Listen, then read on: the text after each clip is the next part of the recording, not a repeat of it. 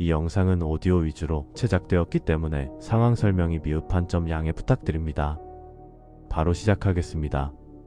미지의 지도를 그리는 자들. 여러분, 세상에서 가장 고독한 장소는 어디일까요?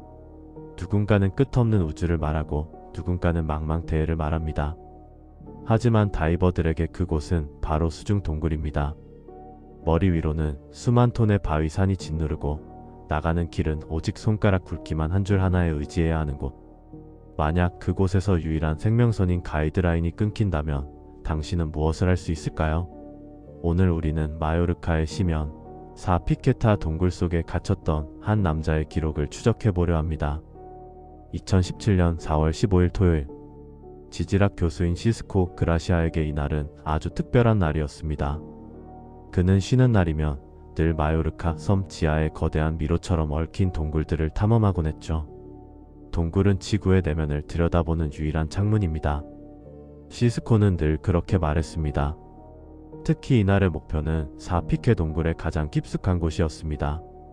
아직 그 누구도 발을 들이지 못한 미답지, 그 지도의 빈칸을 채운다는 건 탐험가에게는 무엇과도 바꿀 수 없는 유혹이었죠.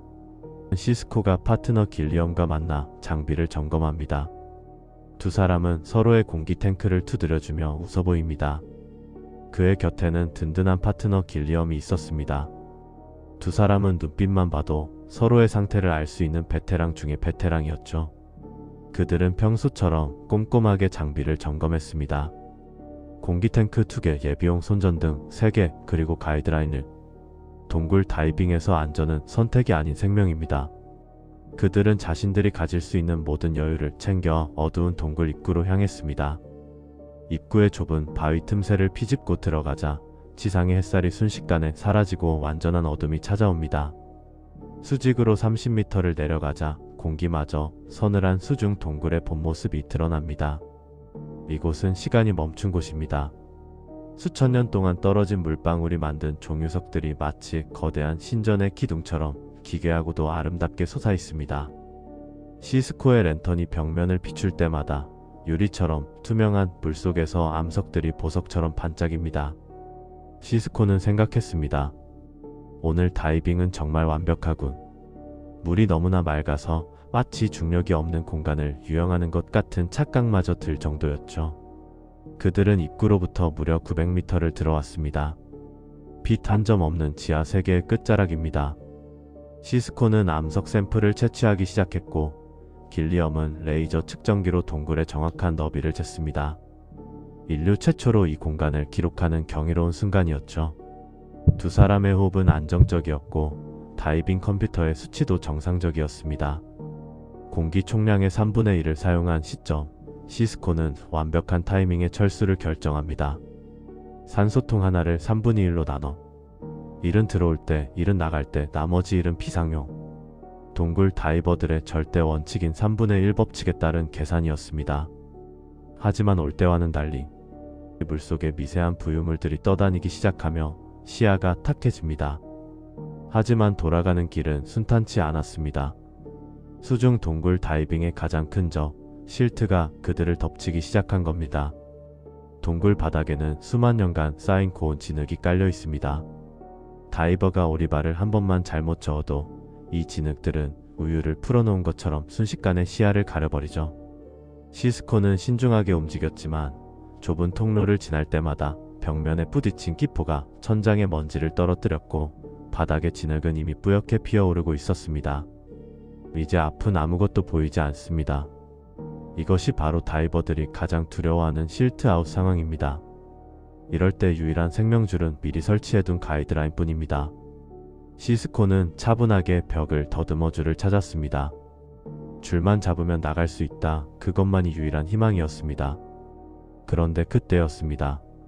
손끝에 느껴지는 감각이 이상합니다. 팽팽하게 당겨져 있어야 할 줄이 힘없이 펄럭입니다. 시스코는 떨리는 손으로 줄을 따라갔습니다. 그리고 마침내 발견했습니다. 매끄럽게 잘려나간 가이드라인의 끝자락을요. 바위에 쓸린 것인지 낙석 때문인지 알 수 없었습니다. 확실한 건 하나였습니다. 지상으로 통하는 유일한 길이 끊겼다는 것. 다이빙 컴퓨터를 확인하자 남은 산소량이 경고음과 함께 깜빡입니다. 900m를 다시 나갈 공기는 이제 남지 않았습니다.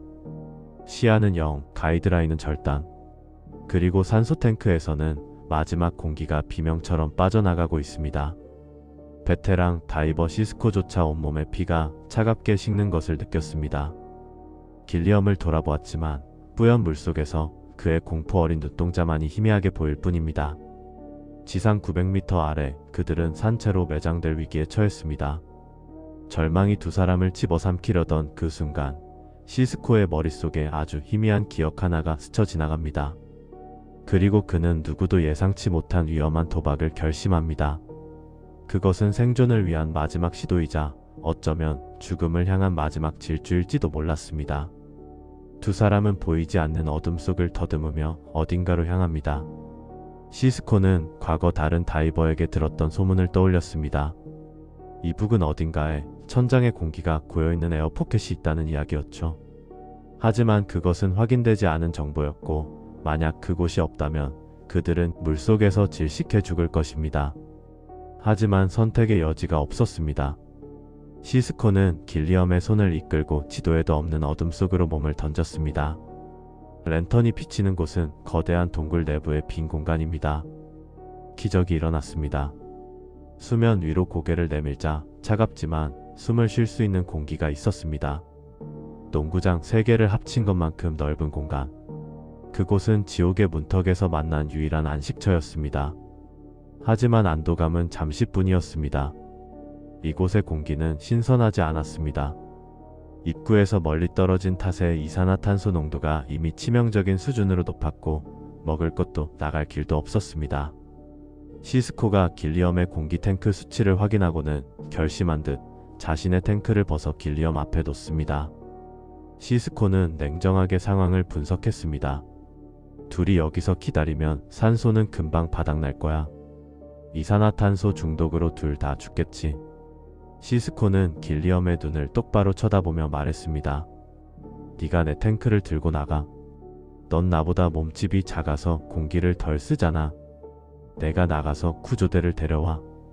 그것은 자신을 사지에 남겨두고 친구를 사지로 보내는 가장 잔인하고도 숭고한 제안이었습니다. 길리엄은 차마 입이 떨어지지 않았습니다. 친구를 이 차가운 어둠 속에 홀로 두고 떠나는 것은 죽음보다 더한 고통이었습니다. 하지만 시스코는 단호했습니다. 살아서 돌아와라. 그게 나를 살리는 길이다. 길리엄이 물속으로 사라지고 동굴 안에는 다시 완벽한 정적이 찾아왔습니다. 이제 시스코에게 남은 것은 오직 기다림뿐입니다. 시스코는 어둠 속에 몸을 뉘었습니다. 빛 한 점 없는 공간, 들리는 것은 자신의 심장 소리와 천장에서 떨어지는 물방울 소리뿐입니다. 그는 에너지를 아끼기 위해 움직임을 최소화하고 길고 느린 호흡을 시작했습니다. 1분, 2분. 시간은 고무줄처럼 늘어났습니다. 7시간이 지났다고 생각했을 때 시계를 보니 고작 30분이 지나 있었습니다. 환청이 들리기 시작합니다. 멀리서 구조대의 목소리가 들리는 듯하여 랜턴을 켜지만 아무도 없습니다. 가장 무서운 적은 고독이 아니었습니다. 이산화탄소 중독이 시작되자 그의 뇌는 기괴한 환각을 만들어내기 시작했습니다. 죽은 줄 알았던 친구가 옆에서 말을 걸고 천장에서는 존재하지 않는 빛이 쏟아져 내립니다.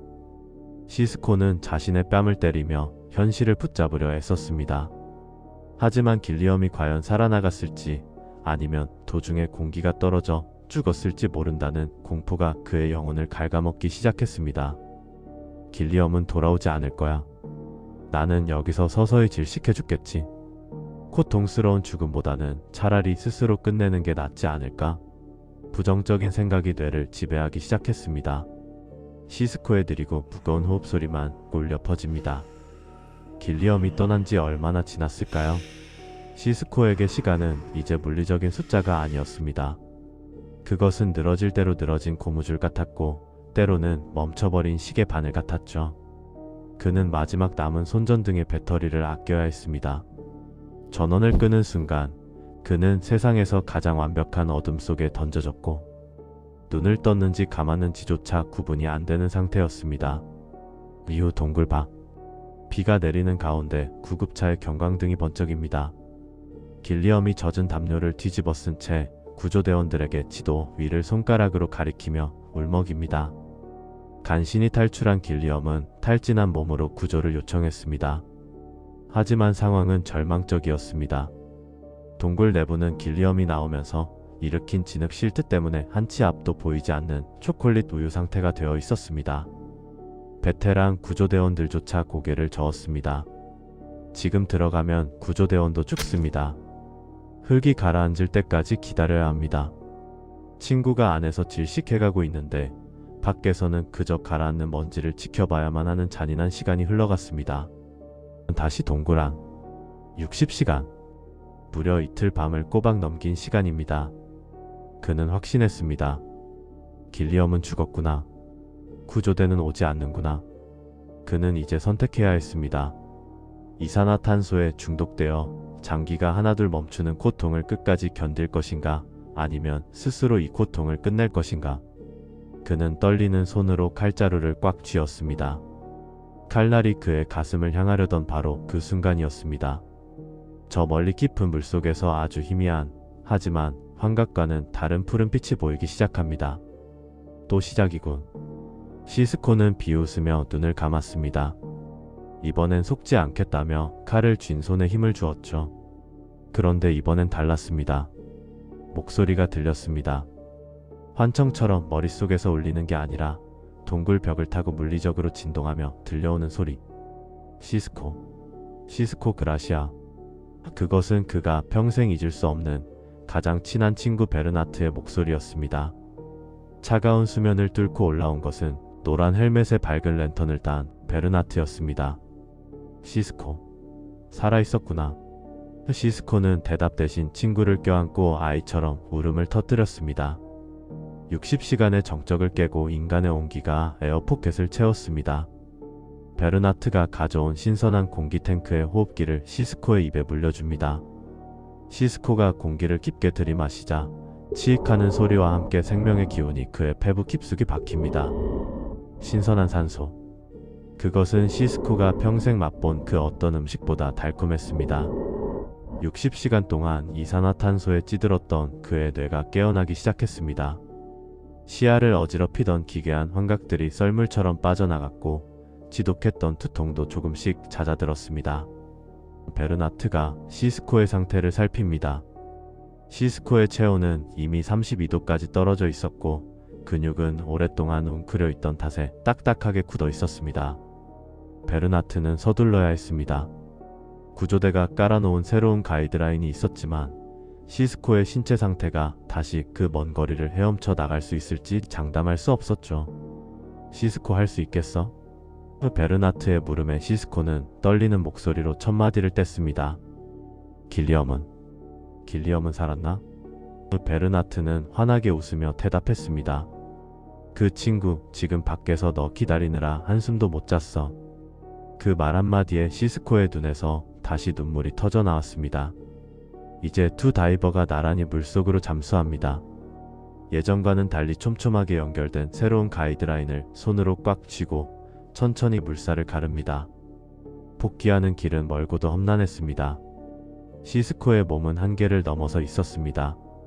팔다리는 납덩이처럼 무거웠고 시야는 자꾸만 흐려졌죠. 하지만 이번에는 혼자가 아니었습니다. 앞에서 길을 인도하는 베르나트, 그리고 중간중간 배치된 구조대원들이 비추는 랜턴빛이 마치 활주로의 유도등처럼 그를 이끌었습니다. 그 빛은 더 이상 환각이 아닌 그를 지상으로 인도하는 희망의 실체였습니다. 4월 17일 월요일 밤 11시 10분.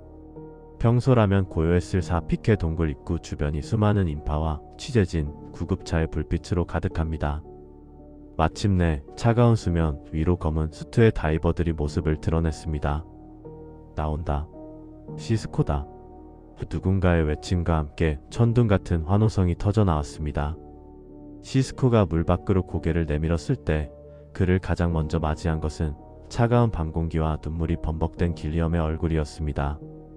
두 사람은 말없이 서로를 껴안았습니다. 60시간 전 에어포켓에서 나누었던 그 비극적인 이별이 비로소 마침표를 찍는 순간이었습니다. 시스코는 곧바로 병원으로 이송되었습니다. 의사들은 기적이라고 말했습니다. 체온 저하와 이산화탄소 수치는 위험 수준이었지만 그의 강인한 정신력과 체력이 그를 붙들고 있었던 것이죠. 하룻밤 사이 그는 놀라운 회복력을 보이며 스스로 걸어서 퇴원할 수 있을 만큼 기력을 되찾았습니다. 하지만 사람들은 궁금해했습니다. 지옥과도 같았던 그 60시간을 보낸 남자가 과연 평범한 일상으로 돌아갈 수 있을지를요. 한 달 후 다시 4피케 동굴 입구. 시스코가 장비를 챙겨 다시 그 구멍 앞에 서 있습니다. 그의 얼굴엔 두려움 대신 깊은 평온함이 서려 있습니다. 사건이 있은 지 채 한 달도 되지 않았을 때 시스코는 다시 그 동굴을 찾았습니다.